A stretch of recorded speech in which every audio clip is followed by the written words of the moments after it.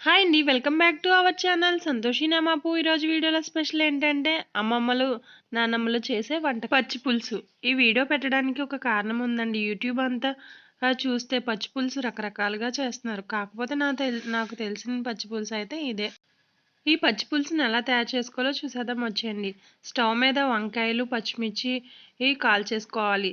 తర్వాత స్టవ్ మీద ప్యాన్ పెట్టుకుని ఈ జీలకర్ర, ఎండుమిర్చిని డ్రై రోస్ట్ చేసుకోవాలి. తర్వాత మిక్సీలో వేసుకుని మిక్సీ పౌడర్లా చేసేసుకోవాలి. తర్వాత మనకి రుచికి సరిపడినంత పులుపుని తీసుకుని చింతపండు రసాన్ని పిసికేసుకోవాలి.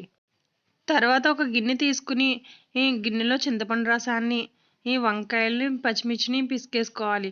తర్వాత మేమైతే అరటిపండు వేసుకుంటాం. ఇష్టం ఉంటే వేసుకోండి, లేకపోతే స్కిప్ చేసేయండి. తర్వాత ముందుగా పౌడర్ చేసుకున్న జీలకర్ర, ఎండుమిర్చి పేస్ట్‌ని వేసేసుకోండి. తర్వాత రుచికి సరిపడినంత బెల్లం, ఉప్పు వేసుకుని బాగా మిక్స్ చేసుకోవాలి. చిన్నగా చాప్ చేసుకున్న ఉల్లిపాయ ముక్కలు కూడా వేసేసుకోవాలి. వేసేసుకుని బాగా మిక్స్ చేసుకుని అత్తెసరితో కానీ, నార్మల్ రైస్‌తో కానీ సర్వ్ చేసుకోవాలి.